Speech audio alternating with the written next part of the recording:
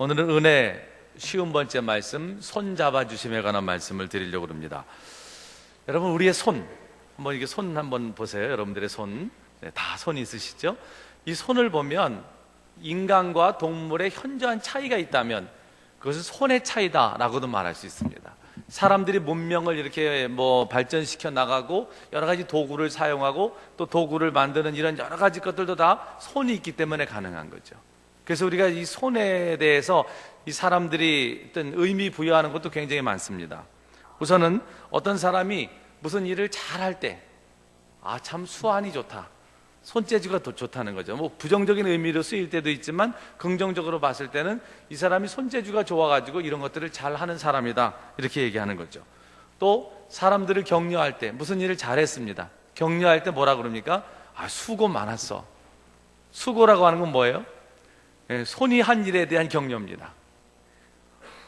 다른 몸의 다른 그 신체들은 좀 억울할 수도 있어요.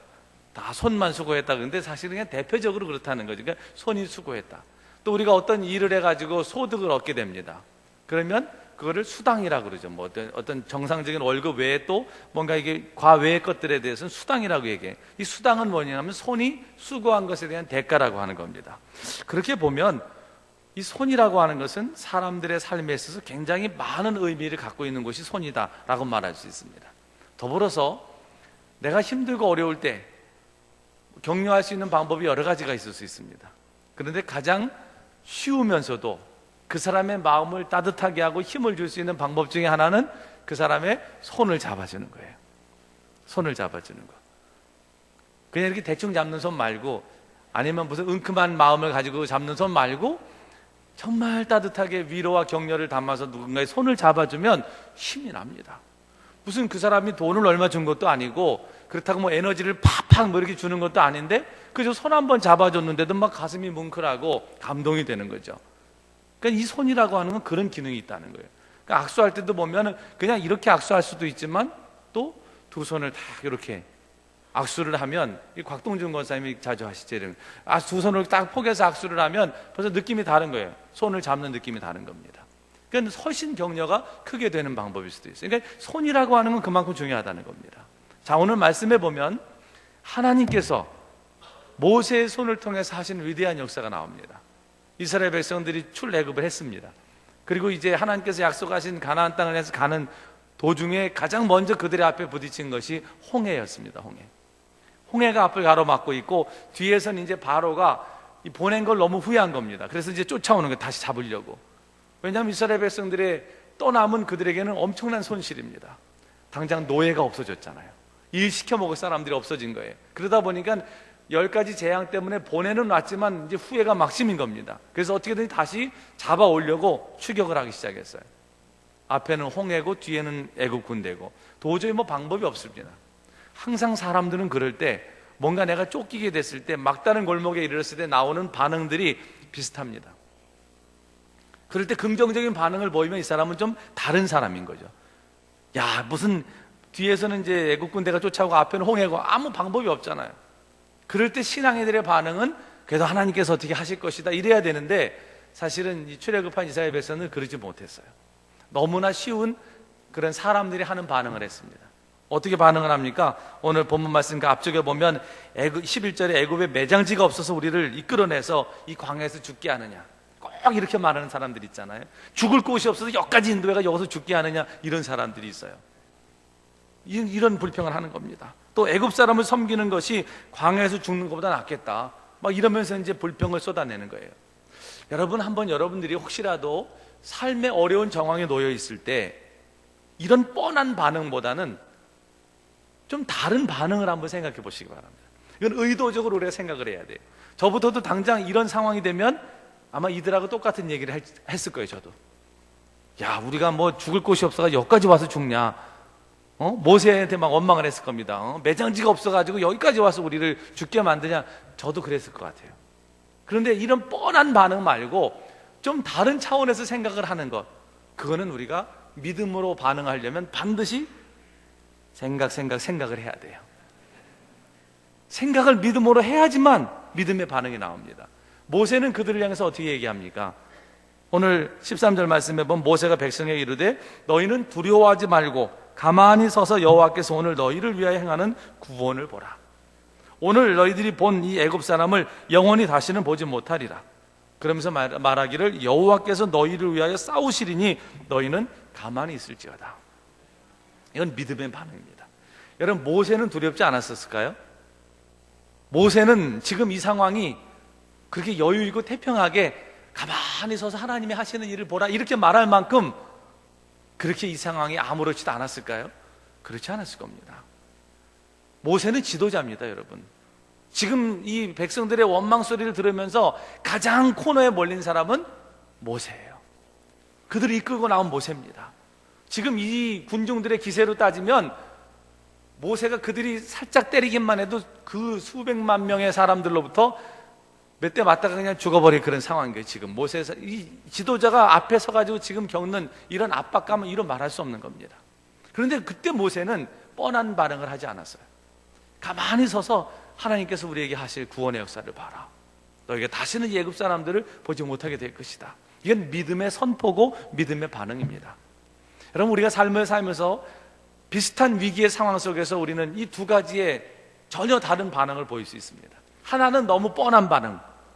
이건 너무 뻔한 반응. 누구든지 그럴 수밖에 없는 반응. 화가 나야 되고, 또 이것 때문에 절망적이어야 되고, 이것 때문에 근심이 돼야 되고, 이것 때문에 두려워해야 되는 반응. 그러나 믿음의 반응은 이 뻔한 반응을 넘어섭니다. 이 뻔한 반응이 아닌 거예요. 혹시라도 여러분들이 뻔한 반응 같으면 빨리 이거는 더 이상 반응을 하지 마십시오. 그리고 그와 다른 반응을 보이는 거죠. 믿음의 반응입니다. 믿음의 반응. 두렵지만, 떨리지만, 염려되지만 뻔한 반응을 보이지 않고 하나님이 하실 일을 기대하는 마음으로 모세처럼 지금 고백을 하고 선포를 하고 하나님의 뜻을 구하는 겁니다. 자, 그러면 하나님께서 말씀을 하시는 거예요. 모세한테 뭐라고 말씀하셨습니까? 네 손을 내밀어서, 오늘 16절 말씀에 보면 지팡이를 들고 손을 바다 위로 내밀어 그것이 갈라지게 하라. 이게 하나님께서 모세에게 내리신 처방입니다. 그것에 대한 해결책이에요. 야, 이 해결책 여러분 마음에 드십니까? 마음에 드세요? 마음에 드시는 분들은 정말 믿음이 좋으신 분이에요. 자, 지금 백성들은 아우성을 치는 상황. 하나님께서 쫙 갈라주시면 얼마나 좋아요. 그냥 하나님께서 모세에게 하지 말고 하나님께서 걱정하지 마라 모세야. 네 믿음이 너무 크다.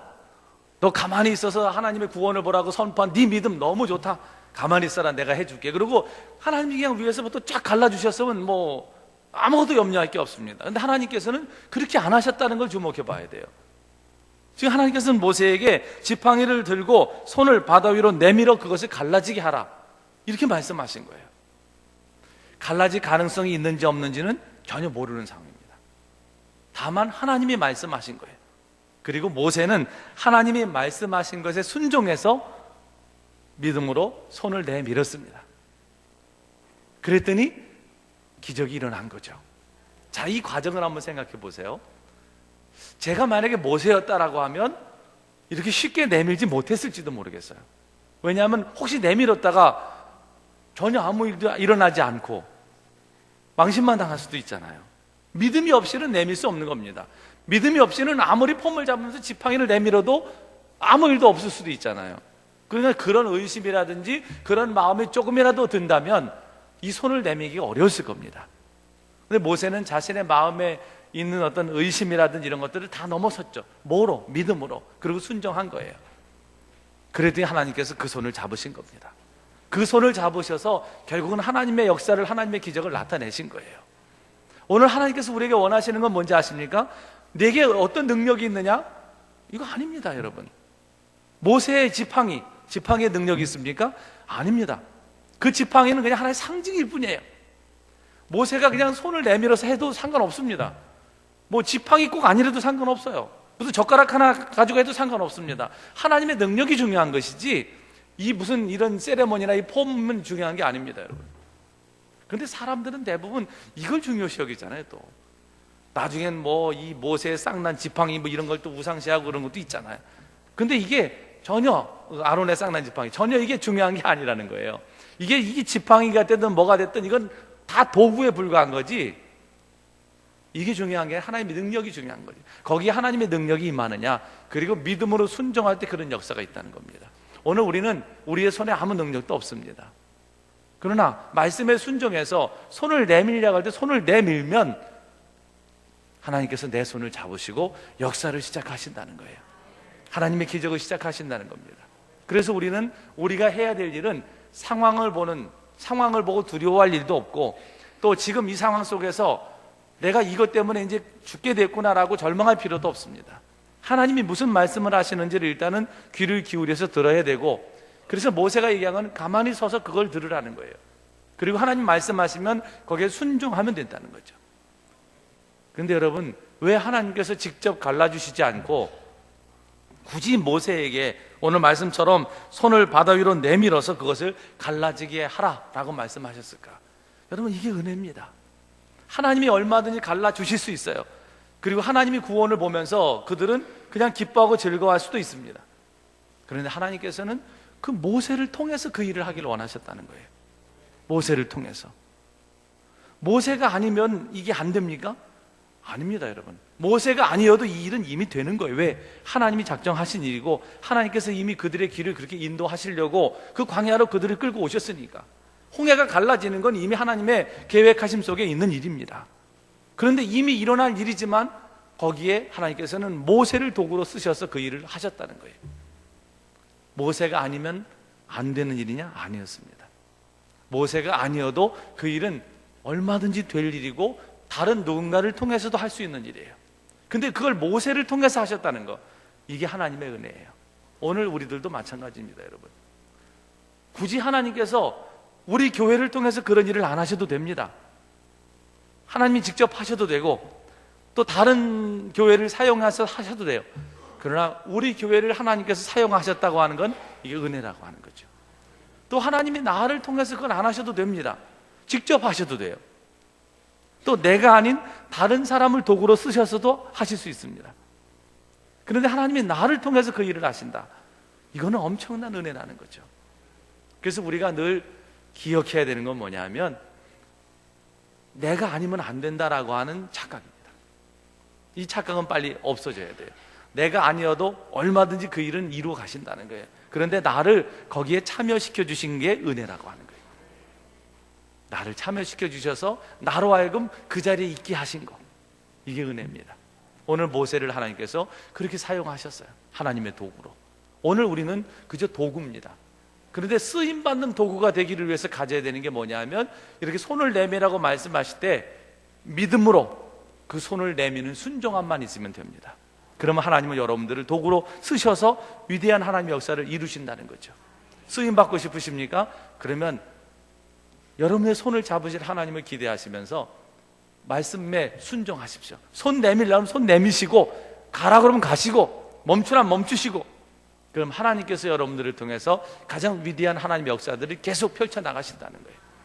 이것이 오늘 이 모세를 통해서 우리에게 주시는 하나님의 은혜입니다. 모세가 받은 은혜이기도 합니다. 사랑하는 여러분, 우리는 능력도 없습니다. 우리는 특별히 하나님 앞에 쓰임받을 만한 그런 자격을 갖추지도 못했습니다.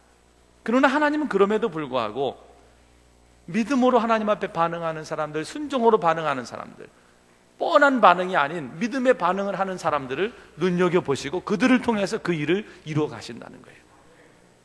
그래서 그것을 늘 감사하면서 사는 것, 그것이 하나님의 은혜 가운데 사는 사람들의 삶의 특징입니다. 그래서 늘 하나님이 나를 쓰시는구나, 하나님이 나를 통해서 이런 일을 이루시는구나, 이건 감격스러운 거예요. 감격스러운 거. 이거는 엄청난 은혜입니다, 여러분.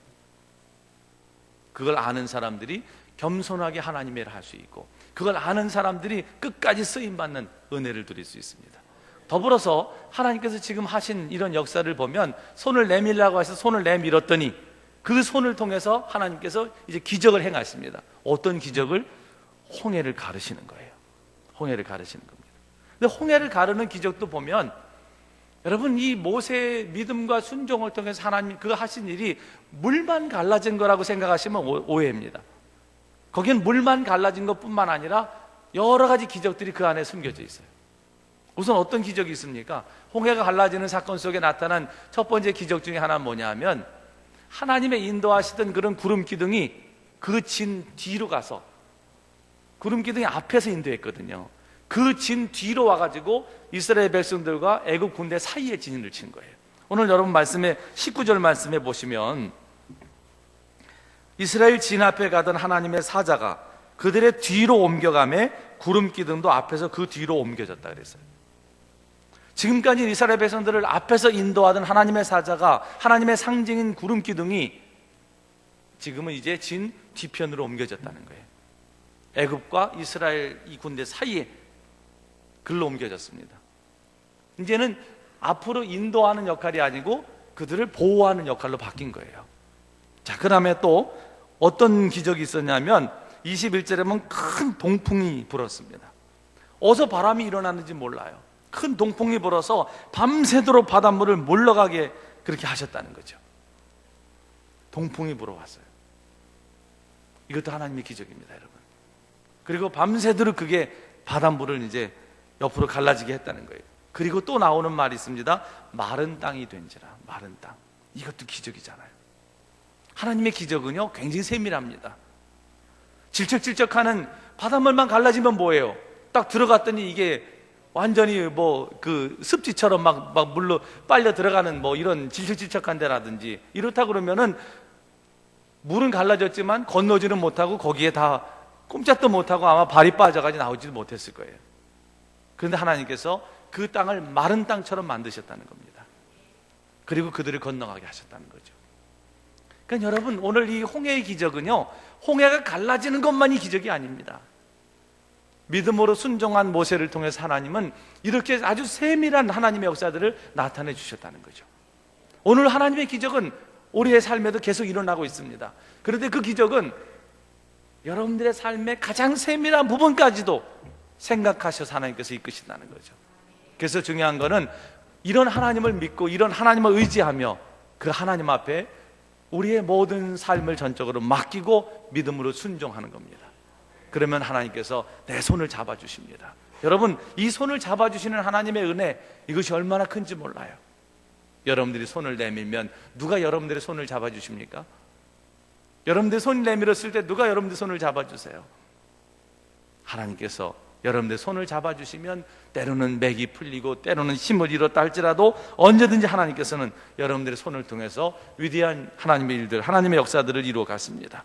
사랑하는 여러분, 지금도 하나님은 믿음으로 순종하는 사람들에게 은혜를 베푸시는 분이십니다. 우리의 손은 어떤 일에 쓰임받고 있습니까? 내 손이 하나님께 붙잡힌 바 돼서 기적의 손으로, 하나님의 은혜의 손으로, 또 구원의 손으로 쓰임받기를 원하십니까? 그렇다면 여러분들의 모든 수단과 방법을 다 내려놓으시고 오직 하나님께 집중하시기 바랍니다. 그리고 하나님께서 여러분들에게 말씀하시는 대로 그 말씀에 믿음으로 순종하시기 바랍니다. 그리고 여러분들의 손을 내미시면 하나님께서 여러분들의 손을 잡으셔서 하나님의 위대한 일들을, 하나님의 역사를 분명히 이루어 가실 줄로 믿습니다. 하나님 앞에 늘 그렇게 기도하십시오. 하나님, 연약한 손입니다. 부족한 손입니다. 흔들거리는 손입니다.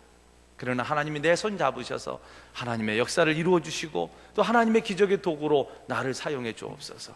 날마다 그런 믿음으로 여러분들의 삶을 드리고 여러분들의 손을 하나님께 내미는 사람들, 그런 사람들에게 은혜를 베푸시고 홍해에서 일어났던 이 놀라운 기적의 역사들을 분명히 여러분들의 삶의 장에도 부어주실 줄로 믿습니다. 날마다 그 은혜를 누리며 사시는 우리 모든 교우들이 되시기를 주님의 이름으로 간절히 축원합니다. 기도하겠습니다. 거룩하신 하나님, 늘 우리의 손 잡으시고 또 우리를 통해서 위대한 하나님의 역사를 이루어 가시니 감사합니다. 하나님, 때로는 우리가 너무 삶이 어렵고 힘겨울 때가 있습니다. 도저히 어떤 것도 해결의 방법이 없는 그런 어려운 상황을 만날 때도 있습니다.